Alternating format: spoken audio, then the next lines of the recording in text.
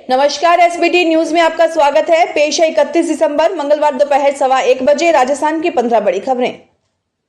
सबसे पहले एक नजर डालते हैं आज की हेडलाइंस पर। त्रिशूल गिराएगा पाकिस्तानी ड्रोन, ट्रिगर दबते ही 3 इंसास राइफलों से बरसेंगी गोलियां।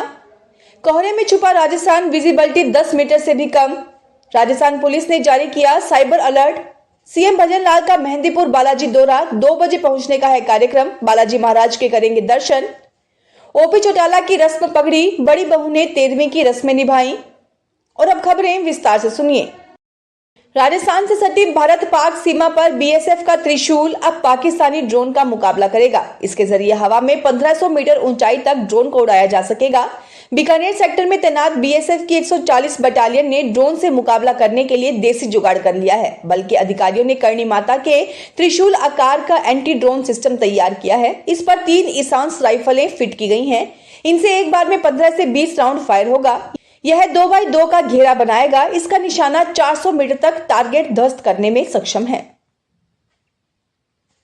उत्तर भारत से आ रही बर्फीली हवा से राजस्थान में सर्दी तेज हो गई। राजस्थान में कोल्ड वेव का असर 3 जनवरी तक रहेगा। 1 जनवरी से कोल्ड वेव का प्रभाव और बढ़ने की भी आशंका जताई गई है। मंगलवार को भी घने कोहरे के कारण जयपुर, अजमेर, राजसमंद, सीकर, पाली, कोटा, जोधपुर, उदयपुर सहित कई जिलों में विजिबिलिटी 10 मीटर से भी कम रही। सड़कों पर गाड़ियां रेंगती हुई नजर आईं। प्रयागराज महाकुंभ मेले की तैयारियों के बीच जहां योगी सरकार बड़े स्तर पर व्यवस्थाओं में जुटी है, वहीं साइबर अपराधी भी ठगी के प्रयास में सक्रिय हो गए हैं। महाकुंभ में देश विदेश से लाखों श्रद्धालुओं के आने की उम्मीद है। लोग अभी से होटल, टेंट और कॉटेज की बुकिंग कर रहे हैं, जिसका फायदा साइबर ठग उठाने का प्रयास कर रहे हैं। यही कारण है कि राजस्थान पुलिस ने इससे बचने के लिए अलर्ट जारी किया है। राजस्थान के मुखिया सीएम भजन लाल शर्मा का मंगलवार को दौसा के मेहंदीपुर बालाजी का दौरा प्रस्तावित है, जिसके चलते प्रशासन की ओर से मेहंदीपुर बालाजी में तैयारियां शुरू कर दी गई हैं। बालाजी थाना प्रभारी गौरव प्रधान ने बताया कि सीएम भजन लाल शर्मा का दोपहर 2 बजे मेहंदीपुर बालाजी आने का कार्यक्रम है, जिसके चलते थाने के पास स्थित हेलीपैड पर सीएम सुरक्षा के लिहाज से सुरक्षा के व्यापक इंतजाम किए जा रहे हैं। वहीं कस्बे में जगह जगह व्यवस्थाओं को दुरुस्त करने के लिए पुलिसकर्मी तैनात किए गए हैं। थाना प्रभारी ने बताया कि सीएम बाय रोड आएंगे या हेलीकॉप्टर से, इसकी स्पष्ट जानकारी सामने नहीं आई है। इसके चलते कस्बे और हेलीपैड दोनों ही जगहों पर व्यवस्थाओं को बेहतर करने की तैयारी की जा रही है।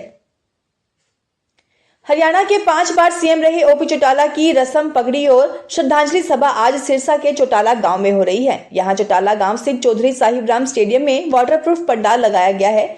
चारों तरफ सफेद पर्दे लगाए गए हैं। ओपी चौटाला की 13वीं की रस्म में घर की बड़ी बहू नैना चौटाला ने गाय पूजन की रस्म निभाई। सभा में 10,000 लोगों के खाने का इंतजाम है। उनके लिए 5 तरह की रोटियां बनाई जा रही हैं। कार्यक्रम में भाजपा के राष्ट्रीय अध्यक्ष और केंद्रीय मंत्री जेपी नड्डा, हरियाणा के मुख्यमंत्री नायब सैनी, हरियाणा के गवर्नर बंडारू दत्तात्रेय और राजस्थान के मुख्यमंत्री भजन लाल शर्मा आएंगे। नए साल में राजस्थान कैडर के आईएएस, आईपीएस और आईएफएस अधिकारियों को पदोन्नति का तोहफा मिलेगा। स्क्रीनिंग कमेटी की बैठक पहले ही हो चुकी है। आज रात को पदोन्नत अधिकारियों की सूची जारी हो सकती है। पदोन्नति 1 जनवरी 2025 से लागू होगी। आईएएस अधिकारियों की पदोन्नति सुपर टाइम वेतन श्रृंखला, कनिष्ठ प्रशासनिक से चयन वेतन श्रृंखला और वरिष्ठ वेतन श्रृंखला से कनिष्ठ प्रशासनिक वेतन श्रृंखला में होगी। वहीं कुछ अधिकारी अबोव सुपर टाइम से मुख्य सचिव स्तर की वेतन श्रृंखला में भी पदोन्नत हो सकते हैं।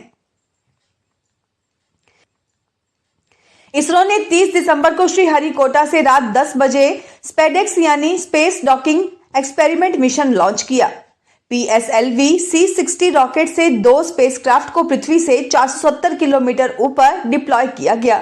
अब 7 जनवरी 2025 को इस मिशन में अंतरिक्ष में बुलेट की स्पीड से 10 गुना ज्यादा तेजी से ट्रेवल कर रहे इन 2 स्पेसक्राफ्ट को कनेक्ट किया जाएगा। मिशन सफल रहा तो रूस, अमेरिका और चीन के बाद भारत ऐसा करने वाला चौथा देश बन जाएगा। मिशन की कामयाबी पर ही भारत का चंद्रयान 4 मिशन निर्भर है, जिसमें चंद्रमा की मिट्टी से सैंपल पृथ्वी पर लाए जाएंगे।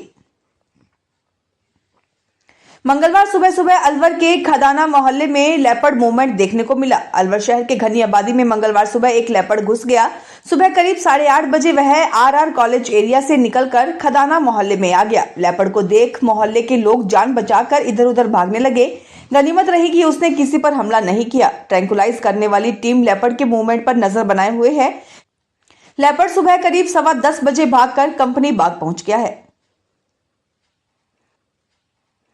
नए साल के जश्न को लेकर जयपुर में पुलिस अलर्ट मोड पर है। चप्पे चप्पे पर जवानों की तैनाती की गई है। पर्यटन स्थल और मंदिरों के पास पुलिस की टीम को सुरक्षा के लिहाज से तैनात किया जा चुका है। हर हरकत पर पुलिस की पैनी नजर बनी हुई है। 31 दिसंबर से ही देश जश्न के माहौल में डूब चुका है। राजस्थान में न्यू ईयर पार्टी के लिए सैलानियों की भीड़ पहुंच रही है। जयपुर में पुलिस ने नशे में धुत रहकर वाहन चलाने वालों के खिलाफ कार्रवाई करने के लिए कमर कस ली है। इसके लिए विशेष नाकाबंदी की गई है। डूंगरपुर के जिला कलेक्टर अंकित कुमार सिंह ने सोमवार रात को रैन बसेरों का निरीक्षण किया। रैन बसेरों में साफ सफाई की कमी मिलने पर उन्होंने नाराजगी जताते हुए नगर परिषद आयुक्त को सफाई कर्मचारियों को नोटिस देने के निर्देश दिए। शहर में घुमक्कड़ और गरीब लोगों के लिए रैन बसेरे चलाई जा रहे हैं। रैन बसेरों में ठंड से बचाव के लिए भी तमाम इंतजाम करने के निर्देश दिए हैं। इनके इंतजाम देखने सोमवार रात को कलेक्टर अंकित कुमार सिंह खुद निकले। कलेक्टर ने जिला अस्पताल के पास स्थित नगर परिषद के रैन बसेरे का औचक निरीक्षण किया था। झीलों की नगरी उदयपुर आने वाले टूरिस्ट उदयपुर के सज्जनगढ़, मानसून पैलेस और बायोलॉजिकल पार्क जरूर आते हैं। इस समय यहां 2024 को अलविदा कहने और 2025 के स्वागत के लिए सेलिब्रेशन में शामिल होने बड़ी संख्या में टूरिस्ट आए हुए हैं। मंगलवार को बायोलॉजिकल पार्क बंद रहता है, लेकिन टूरिस्ट के लिए वन विभाग ने इसे खोलने का निर्णय किया है। डीएफओ DK तिवारी बताते हैं कि 31 दिसंबर को बायोलॉजिकल पार्क निर्धारित समय अनुसार सुबह 9 से शाम 5 बजे तक खुला रहेगा।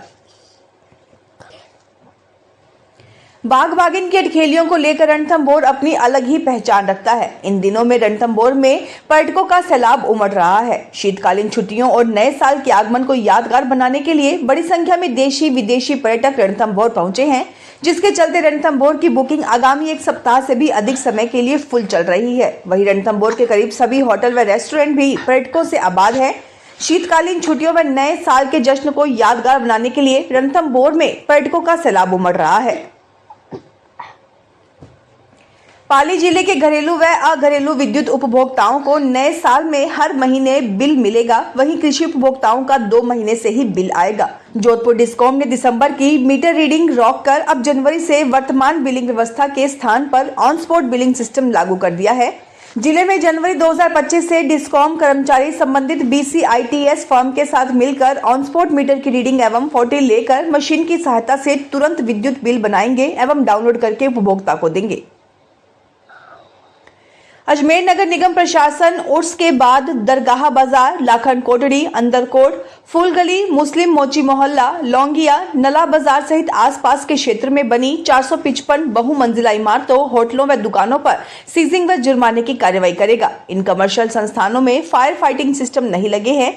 इन्हें निगम एक के बाद एक 3 नोटिस दे चुका है, लेकिन एक भी नोटिस का जवाब नहीं दिया गया। नोटिस के बावजूद व्यापारियों ने अपने संस्थानों में फायर फाइटिंग सिस्टम नहीं लगवाए हैं। ये सभी तंग गलियों व भीड़भाड़ वाली जगह पर है।